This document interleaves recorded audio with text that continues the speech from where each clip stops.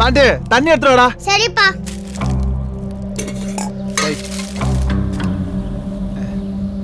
என்னப்பா இது? இது டானிக். டானிக்கா?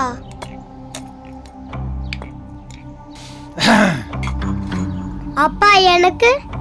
டேய் இது அப்பா குடிக்கிற டானிக்டா, ரொம்ப கசக்கும். இந்தா நீ மிச்சர் சாப்பிடு.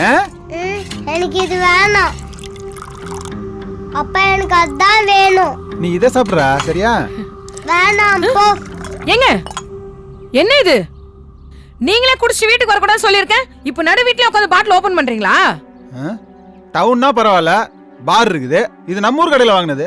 எங்க வச்சு குடிக்கிறது? அதுக்கு வாங்கின இடத்துல வச்சு குடிச்சு 4 பேர் பார்த்தா நம்ம குடும்ப கௌரவம் என்னத்துக்கு ஆகுது? வெள்ளிக்கிழமை வீடு சுத்தம் பண்ணி சாம்பிராணி போட்டு கோயில் மாதிரி வச்சிருந்தா எல்லாம் மனசு தாண்டி காரணம். குடிச்சிட்டு வீட்டுக்கு வரலாம், வீட்டுல வச்சு குடி கூடாதா? சும்மா ஏதாவது காரணம் சொல்லிட்டு. யோ ஏந்திரியா முதல்ல. ஏந்திரா ஏந்திரா. நெஞ்சு இழுத்துட்டு முடி விடு. முடி விடுயா, வலிக்குதுயா. என்ன நெஞ்சு இழுத்துட்டு நீ உட்கார்ந்து குடிக்கிற? உடியா. நான் பாத்துட்டே இருக்கேன். பாருங்க பசங்க. ஏய் அம்மா. அம்மா போடாதடா. அடிக்காதப்பா. ஏய் பிள்ளைங்க கை வச்சனே நீ அவ்வளவுதான். நீ சொல்லிட்ட. சரக்கா தட்டிடுடா. அம்மா அடிக்காதப்பா. என்ன பண்ற? அடடா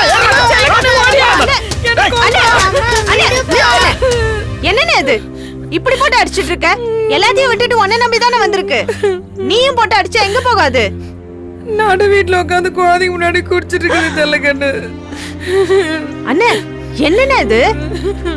என்ன திமிரு உனக்கு? கேட்டதுக்கு தான் போட்டு அடிக்குது செல்லக்கண்ணு. இதுல வேற கைய ஓங்குற. கட்டின பொண்டாட்டி எது சொன்னாலும் காதுல வாங்காம உங்க விருப்பத்துக்கு பண்றது தானே ஆம்பளைங்களுடைய புத்தி. சிகரெட்டா தண்ணிய குடிச்சிட்டு வரும்போது அந்த வாடை பிடிக்காம எத்தனை பொம்பளைங்க கஷ்டப்படுறாங்க தெரியுமா? என்னைக்காவது அதை யோசிச்சு பாத்திருக்கீங்களா? போன நீ வா,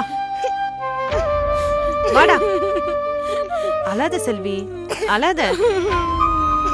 என்னென்ன நீ அழாத, அழாதடா. விடு செல்வி. பாரு இப்ப கூட குடிக்கிறதுக்கு தான் காசு எடுத்துட்டு போறான் ஆளு. ஐயோ ஐயோ.